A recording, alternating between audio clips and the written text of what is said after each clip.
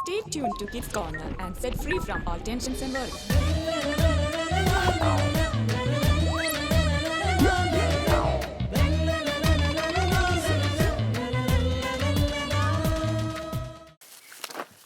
അപ്പോൾ കൂട്ടാ നീ ഇന്നലെ പാതിരാ കുർബാനൊക്കെ പോയായിരുന്നോ?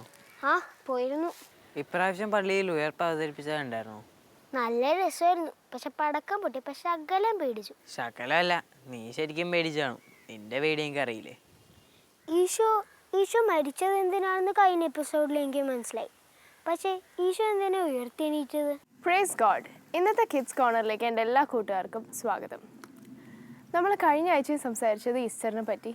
ഇന്നും അപ്പുക്കുട്ടനും തോമസ് കുട്ടി ഈസ്റ്ററിനെ പറ്റി തന്നെയാണ് ഡൗട്ടുമായിട്ട് വന്നിരിക്കുന്നത്. പാതിരാ കുർബാനയ്ക്ക് പോയിരിക്കുന്നവർക്കൊക്കെ എപ്പോഴെങ്കിലും ആ ഒരു ഡൗട്ട് ഉണ്ടായിട്ടുണ്ടാവും അല്ലേ? അപ്പോൾ ഇന്നത്തെ എപ്പിസോഡിൽ നമുക്കത് തീർത്ത് കളയാം. ഓക്കെ, അപ്പോൾ വചനവും സുകൃജപവും പഠിക്കാം. ഇന്നത്തെ വചനം ഇതാണ്. വിശുദ്ധ യോഹന്നാൻ എഴുതിയ സുവിശേഷം 6-ാം അധ്യായം 54-ാം വാക്യം. എൻ്റെ ശരീരം ഭക്ഷിക്കുകയും എൻ്റെ രക്തം പാനം ചെയ്യുകയും ചെയ്യുന്നവന് നിത്യജീവനുണ്ട്. അവസാന ദിവസം ഞാൻ അവനെ ഉയർപ്പിക്കും. റിപ്പീറ്റ് ചെയ്യോ? എൻ്റെ ശരീരം ഭക്ഷിക്കുകയും എൻ്റെ രക്തം പാനം ചെയ്യുകയും ചെയ്യുന്നവന് നിത്യജീവനുണ്ട്. അവസാന ദിവസം ഞാൻ അവനെ ഉയർപ്പിക്കും.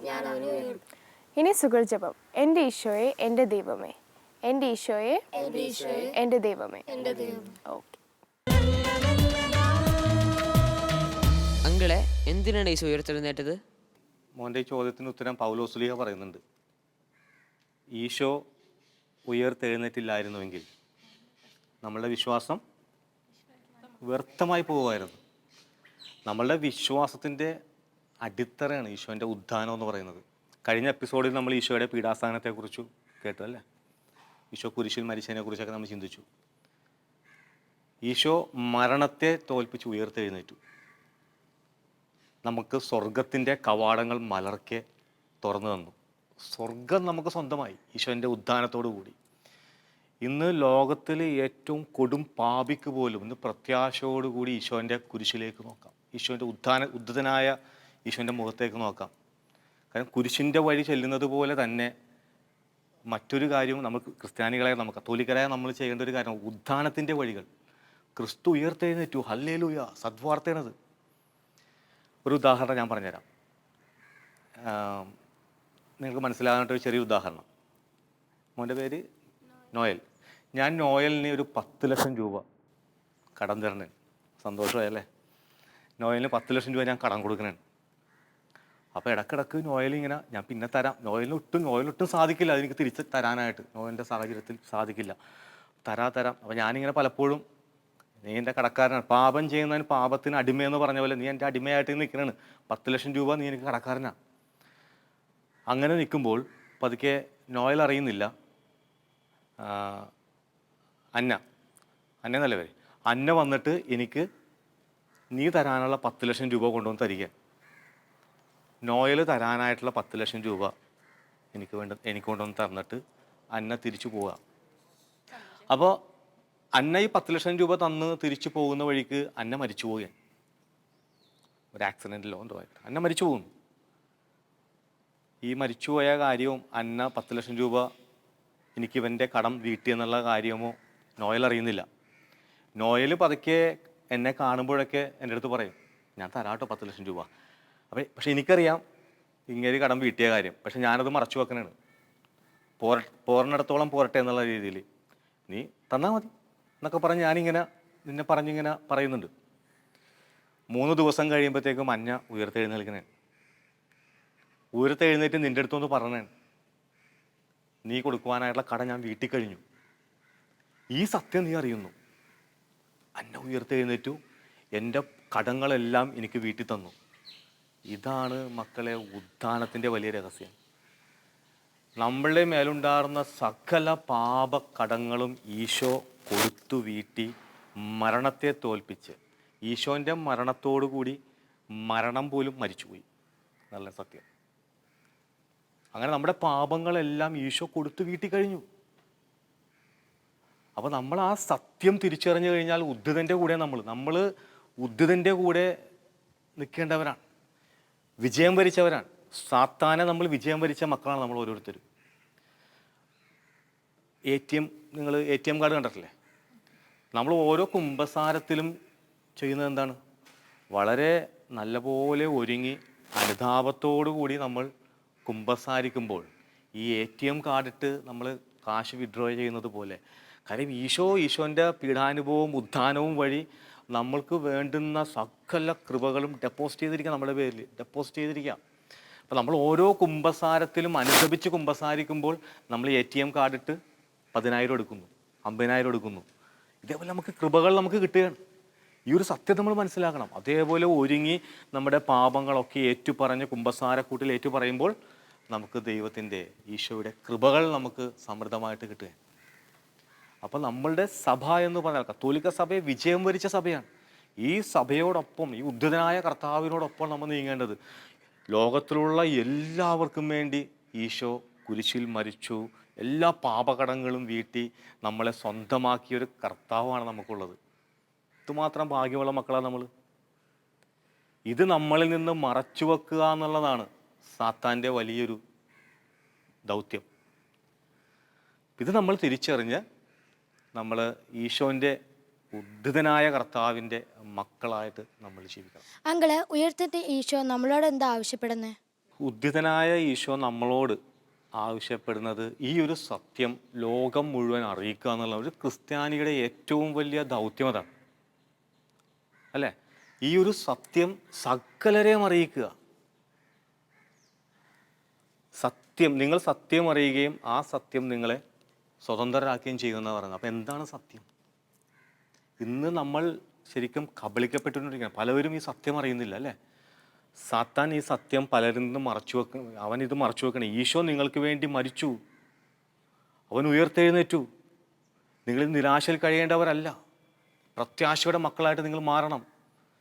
ഇതാണ് നമ്മൾ എല്ലാവരിലേക്കും കൊടുക്കേണ്ട ഒരു സത്യം, പകർന്നു നൽകേണ്ട ഒരു വലിയ സത്യം. ഇത് മറച്ചു വെക്കുക എന്നുള്ളതാണ് സാത്താൻ്റെ ഒരു വലിയ ഒരു ദൗത്യം. അപ്പോൾ ഇത് നമ്മൾ പരാജയപ്പെടുത്തണം. നമ്മൾ കാണുന്നവരോടെല്ലാം പറയണം, ഈശോ നിനക്ക് വേണ്ടി മരിച്ചു ഉയർത്തെഴുന്നേറ്റ ഈശോയുടെ മക്കളാണ് നമ്മൾ. സുവിശേഷം നമ്മൾ എല്ലാവരുടെ അതല്ല പറഞ്ഞാൽ, നിങ്ങൾ ലോകമെങ്ങും പോയി എല്ലാ സൃഷ്ടികളോടും സുവിശേഷം പ്രഘോഷിക്കുകയും. ഇത് കത്തോലിക് ക്രിസ്ത്യാനികളാണ് നമ്മളുടെ ഒരു വലിയ ദൗത്യമാണ്. ലോകം മുഴുവനും പോയി സുവിശേഷം പ്രഘോഷിക്കുക എന്നുള്ളത്. എന്താണ് സുവിശേഷം? ലോകത്ത് നിങ്ങൾക്ക് വേണ്ടി ഒരു രക്ഷകൻ പിറന്നിരിക്കുന്നു. ആ രക്ഷകൻ എല്ലാ പീഡകളും സഹിച്ച് നമ്മൾക്ക് വേണ്ടി ഉയർത്തെഴുന്നേറ്റിരിക്കുന്നു. അതുകൊണ്ടാണ് ഫ്രാൻസിസ് മാർപ്പാപ്പ ഈ ഒരു വർഷം കരുണയുടെ വർഷമായിട്ട് പ്രഖ്യാപിച്ചിരിക്കുന്നത്. കാര്യം എല്ലാവരും അറിയണം, ഇത് എല്ലാവരും അറിയണം. എല്ലാവരും പ്രത്യാശയിലേക്ക് നോക്കണം. ദൈവം കരുണയുടെ ആ ഒരു മുഖം എല്ലാവരും തിരിച്ചറിയണം. എത്ര കൊടും പാപിയാണെങ്കിൽ നിന്റെ പാപങ്ങളെല്ലാം ക്ഷമിക്കപ്പെട്ടിരിക്കുന്നു. നീ തിരിച്ചു വാ, വെളിച്ചത്തിലേക്ക് തിരിച്ചു വാ.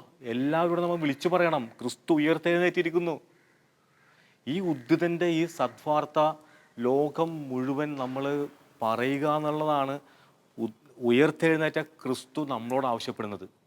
നിങ്ങളുടെ ക്ലാസ്സുകളിലൊക്കെ പഠിക്കുന്ന കുട്ടികളുടെ അടുത്ത്, നിങ്ങളുടെ അയൽവക്കക്കാരുടെ അടുത്ത്, കാണുന്നവരുടെ ഈ ഒരു സദ്വാർത്ത അറിയിക്കണം. ക്രിസ്തു ഉയർത്തെഴുന്നേറ്റു. നിങ്ങൾ ദുഃഖിച്ച് കഴിയേണ്ടവരല്ല. കരയുന്നവരോട് പറയണം, കരയല്ലേ, ഇനി ചിരിക്ക്, നിങ്ങൾ സന്തോഷിക്ക്, ഹല്ലേലൂയ പാട്. ദൈവം നമുക്ക് വേണ്ടി ഉയർത്തെഴുന്നേറ്റിരിക്കുന്നു. എല്ലാ അടിമത്തത്തിൽ നിന്നും, എല്ലാ പാപത്തിൻ്റെ പീഡകളിൽ നിന്നും, എല്ലാ ഞെരുക്കങ്ങളിൽ നിന്നും നമ്മൾ ഉയർത്തെഴുന്നേൽക്കേണ്ട മക്കളാണ്. അങ്ങനെ വിജയം വരിച്ച സഭയോട് ചേർന്ന് സഭയാവുന്ന നൗകയിൽ നമ്മൾ ഈശോ മാതാവ്, മാലാഖമാരി, ഇവരെല്ലാം വിശുദ്ധരോടെല്ലാവരോടും കൂടി നമ്മളിങ്ങനെ ആ രംഗം നിങ്ങളൊന്ന് ഓർത്ത് നോക്കിയേ. സഭയാവുന്ന നൗകയിൽ നമ്മളെല്ലാവരും, നമ്മളുടെ കൂട്ടുകാരും മാലാഖമാരും എല്ലാവരും കൂടി നമ്മൾ സ്വർഗം ലക്ഷ്യമാക്കി നമ്മൾ യാത്ര ചെയ്യുകയാണ്. ഇതാണ് നമ്മുടെ വലിയ ദൗത്യം. എല്ലാവരെയും ഈ നൗകയിൽ കയറ്റുക. വിശുദ്ധർ നമ്മുടെ കൂടെയുണ്ട്, മാലാഖമാർ നമ്മുടെ കൂടെയുണ്ട്. എല്ലാവരും കൂടി സഭയാവുന്ന നൗകയിൽ നമ്മൾ വചനം പഠിച്ച് സുഹൃത ജപങ്ങളൊക്കെ ചൊല്ലി നമ്മൾ സ്വർഗം ലക്ഷ്യമായി. കാരണം സ്വർഗത്തിൻ്റെ കവാടം തുറന്നിട്ടു. ഈശോ ഉയർത്തെഴുന്നേറ്റ് പോയി സ്വർഗ കവാടം എല്ലാവർക്കും വേണ്ടി തുറക്കപ്പെട്ടു. അതിലേക്ക് സഭയോട് ചേർന്ന് നമ്മൾ യാത്ര ചെയ്യുക. ഇതാണ് നമ്മുടെ ഏറ്റവും വലിയ ദൗത്യം. അങ്കിളിനോട് സംസാരിച്ച് നിങ്ങളുടെ ഡൗട്ട്സ് ഒക്കെ ക്ലിയർ ചെയ്തോ? ഈസ്റ്റർ കഴിഞ്ഞെങ്കിലും കഴിഞ്ഞ 2 ആഴ്ച വളരെ ഇൻഫോർമേറ്റീവ് ആയിരുന്നു അല്ലേ? ഈസ്റ്ററിനെ പറ്റിയും കുറേ സംശയങ്ങളൊക്കെ മാറി. അപ്പോൾ ഇനി അടുത്തത് നിങ്ങൾക്കൊക്കെ ഇഷ്ടമുള്ളൊരു കാര്യമാണ്. എന്തായിരിക്കും? ഗെയിംസ് ആണോ? കറക്റ്റ്, ഗെയിംസ് ആണ്.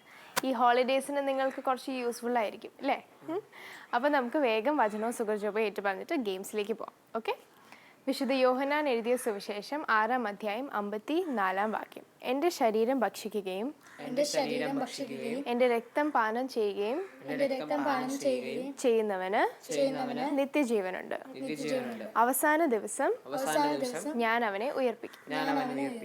സുഗർജപം. എൻ്റെ ഈശോയെ, എൻ്റെ ദൈവമേ.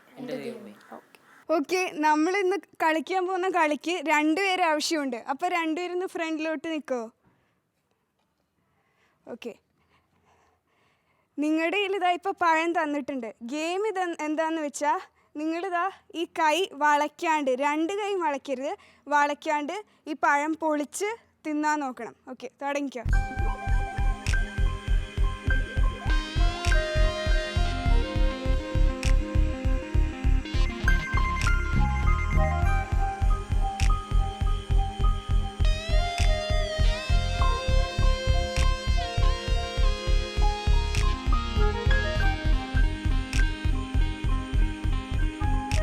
ഓക്കെ, ഇപ്പം തിന്നാൻ പറ്റുന്നില്ല അല്ലേ? ഇനി മോള് ഇവൻ്റെ വായക്കകത്തോട്ടും വെച്ചു കൊടുത്തേ. ഓക്കെ, ഇതാ ഇപ്പം തിന്നാൻ പറ്റിയില്ലേ? ഇതുപോലെ നമ്മൾ ചെയ്യുന്ന ഓരോ കാര്യങ്ങൾക്കും മറ്റുള്ളവരുടെ സപ്പോർട്ട് ഉണ്ടെങ്കിൽ നമുക്കത് ഈസി ആയിട്ട് ചെയ്യാൻ പറ്റും. ഇപ്പം നമ്മുടെ കാര്യങ്ങൾ ചെയ്യാൻ വേണ്ടി നമ്മൾ പേരൻസിൻ്റെ അടുത്തും ഫ്രണ്ട്സിൻ്റെ അടുത്തും ടീച്ചേഴ്സിൻ്റെ അടുത്തും ഒക്കെ സഹായം ചോദിച്ചാൽ നമുക്കത് ഈസി ആയിട്ട് ചെയ്യാൻ പറ്റും. നല്ല ഗെയിമായിരുന്നോ? കിഡ്സ് കോർണർ മുടങ്ങാതെ കണ്ടു കഴിഞ്ഞാൽ നിങ്ങൾക്ക് ഇതേപോലെ കുറേ ഗെയിംസ് പഠിക്കാം. അപ്പോൾ അടുത്തത് നമുക്ക് അമ്മാമ്മയുടെ കഥ കേൾക്കാം. അതിന് മുമ്പ് വചനം സുഗർജപം ഏറ്റുപറയാം. വിശുദ്ധ യോഹന്നാൻ എഴുതിയ സുവിശേഷം 6-ാം അധ്യായം 54-ാം വാക്യം. എൻ്റെ ശരീരം ഭക്ഷിക്കുകയും എൻ്റെ രക്തം പാനം ചെയ്യുകയും ചെയ്യുന്നവന് നിത്യജീവനുണ്ട്. അവസാന ദിവസം ഞാൻ അവനെ ഉയർപ്പിക്കും. ഓക്കെ, സുഗർജപം. എൻ്റെ ഈശോയെ, എൻ്റെ ദൈവമേ. ജീവിതത്തിൽ ഉണ്ടാകുന്ന സഹനങ്ങളെ പ്രാർത്ഥനാ പുഷ്പങ്ങളാക്കി മാറ്റിയ ഒരു കൊച്ചു വിശുദ്ധനെയാണ് ഇന്ന് നിങ്ങൾക്ക് പരിചയപ്പെടുത്താൻ പോകുന്നത്. 12 വയസ്സിൽ വിശുദ്ധനായ, അതായത് ധന്യനായ ഒരു വലിയ വിശുദ്ധൻ. ജനിച്ചത് ടൂറിനിലാണ്.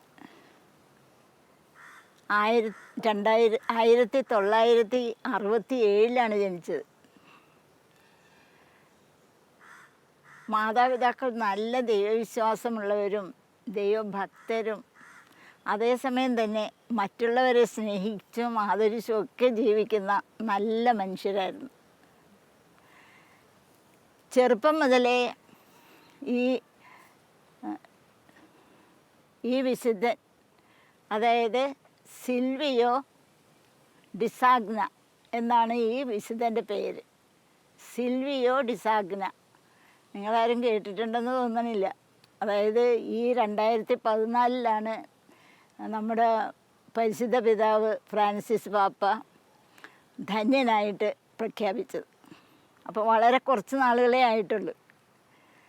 അപ്പോൾ അതുകൊണ്ട് തന്നെ ഈ വിശുദ്ധനെ പറ്റി കേട്ടു വരണേ ഉള്ളൂ.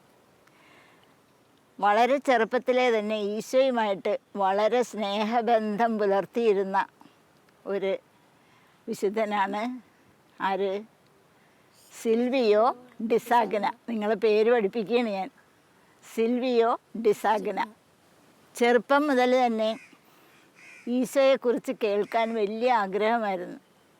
അമ്മ അതിന് പറ്റിയവളായിരുന്നു. അമ്മ എപ്പോഴും ഈശോയെപ്പറ്റി ഇങ്ങനെ പറഞ്ഞു കൊടുക്കും. അപ്പോൾ ഇവനിങ്ങനെ കാതോർത്ത് കേട്ടുകൊണ്ടിരിക്കും. വളരെ കൊച്ചിലേ തന്നെ. ഏതാണ്ട് 8 വയസ്സായപ്പോൾ അവന് വളരെ താല്പര്യം തോന്നി എങ്ങനെയെങ്കിലും ഒന്ന് ഈശോയെ ഉള്ളിലാക്കണം. അതായത് ആദ്യ കുർബാന സ്വീകരിക്കണമെന്ന്. ആദ്യ കുർബാന സ്വീകരിക്കാനായിട്ട് അവന് ഒരുപാട് നാൾ ഒരുങ്ങി. അതായത് ഈശോയുടെ സ്നേഹം പിടിച്ചു പറ്റാൻ അവനൊത്തിരി ഒരുങ്ങി.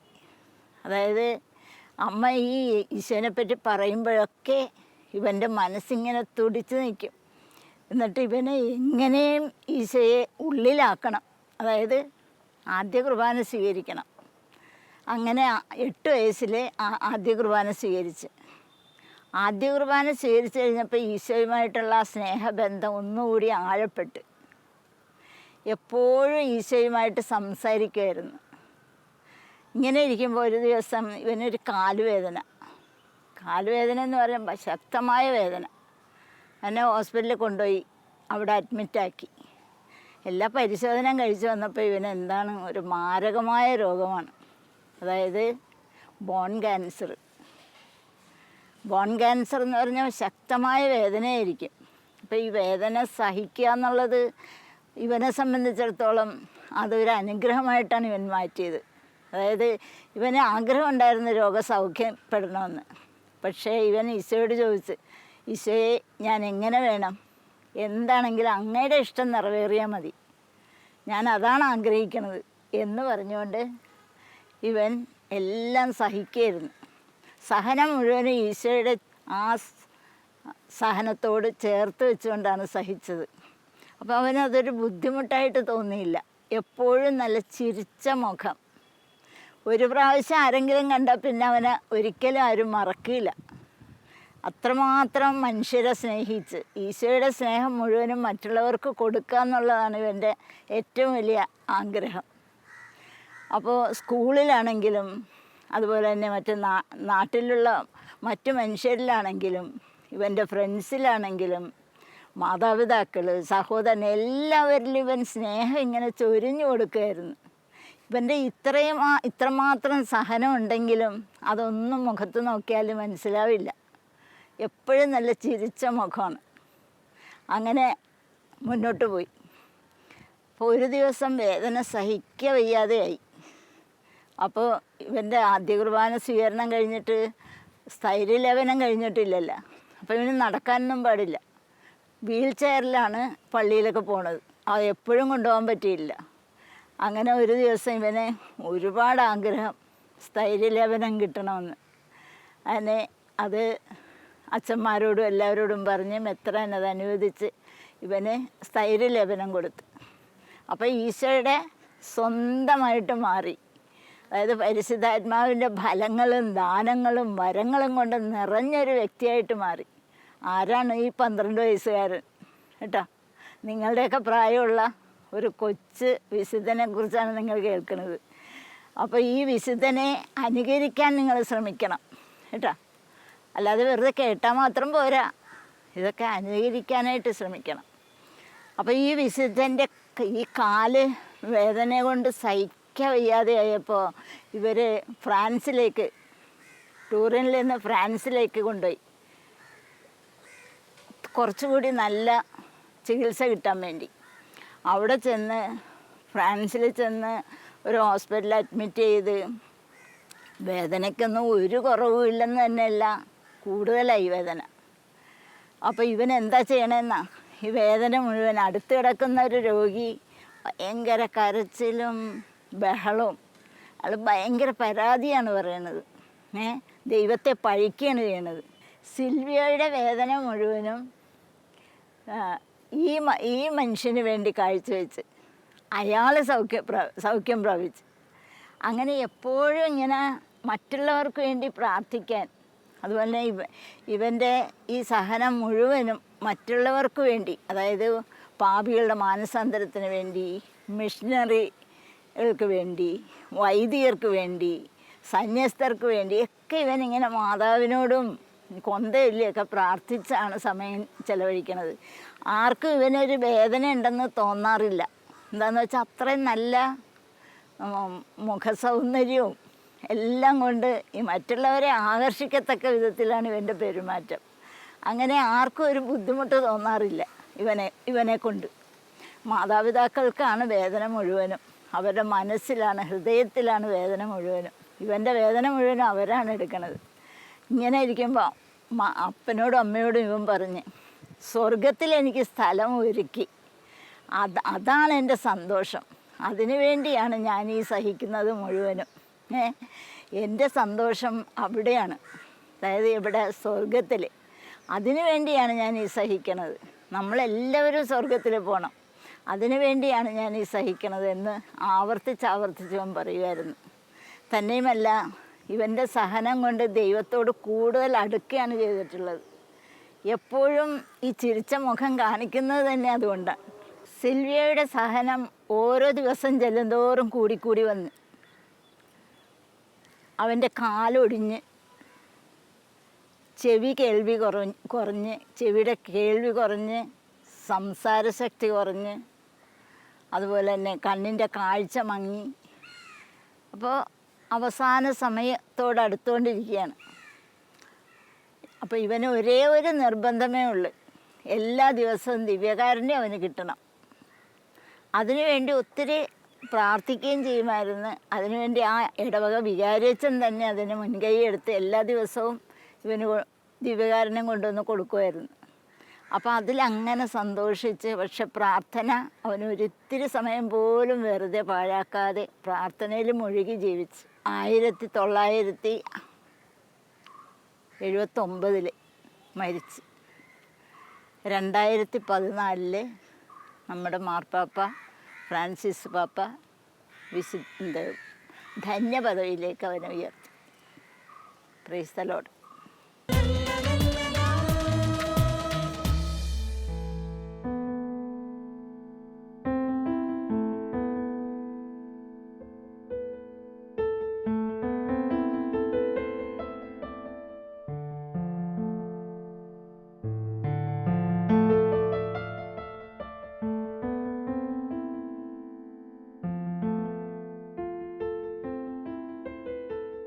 ഈ വിഷ്വലിൽ കണ്ടതുപോലെ ഈ ഹോളിഡേയ്സിൻ്റെ സമയത്ത് നമുക്ക് ഇങ്ങനത്തെ കൊച്ചു കൊച്ചു സഹായങ്ങൾ നമ്മളുടെ അമ്മമാർക്ക് ചെയ്തു കൊടുത്തൂടെ?